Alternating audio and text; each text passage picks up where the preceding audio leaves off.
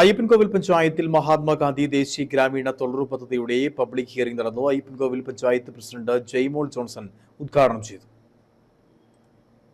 മഹാത്മാഗാന്ധി ദേശീയ ഗ്രാമീണ തൊഴിലുറപ്പ് പദ്ധതിയുമായി ബന്ധപ്പെട്ട് നടത്തുന്ന സോഷ്യൽ ഓഡിറ്റിംഗ് പ്രക്രിയയിലെ സുപ്രധാന പ്രവർത്തനമാണ് പബ്ലിക് ഹിയറിംഗ്. മഹാത്മാഗാന്ധി ദേശീയ തൊഴിലുറപ്പ് പദ്ധതിയുമായി ബന്ധപ്പെട്ട് എല്ലാ കാര്യങ്ങളും പൊതുജനങ്ങൾ അറിയുക, അഭിപ്രായം പറയുക, കൂടുതൽ കാര്യക്ഷമമായി നടപ്പിലാക്കുന്നതിന് ആവശ്യമായ ക്രിയാത്മകമായ നിർദ്ദേശങ്ങൾ രൂപപ്പെടുത്തുക എന്നിവയാണ് പബ്ലിക് ഹിയറിംഗിന്റെ ലക്ഷ്യം. മഹാത്മാഗാന്ധി ഗ്രാമീണ തൊഴിലുറപ്പ് പദ്ധതി പ്രവർത്തനങ്ങൾ കൂടുതൽ ഫലപ്രദവും കാര്യക്ഷമവുമായ രീതിയിൽ ആസൂത്രണം ചെയ്ത് നടപ്പിലാക്കുന്നതിനും പരാതികൾ പരിഹരിക്കുന്നതിനുമായാണ് പബ്ലിക് ഹിയറിംഗ് നടത്തിയത്. പബ്ലിക് ഹിയറിംഗിന്റെ ഉദ്ഘാടനം അയ്യപ്പൻകോവിൽ പഞ്ചായത്ത് പ്രസിഡന്റ് ജയ്മോൾ ജോൺസൺ നിർവഹിച്ചു.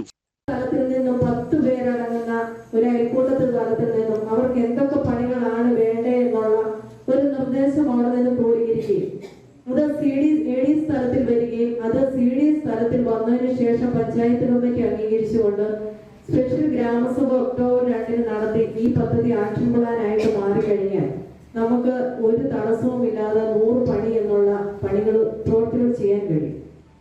എന്നാൽ നമ്മുടെ പഞ്ചായത്തിനെ സംബന്ധിച്ച് ഇപ്പോൾ കല്ലിയാല, തട്ടുതിരിക്കല്, ഭൂവികസന പ്രവൃത്തികള്, അതുപോലെ തന്നെ ജൈവവേലി, ഈ പദ്ധതികൾ മാത്രം മാറി മാറി നടന്നു പോകുന്ന ഒരു സ്ഥിതിയാണുള്ളത്.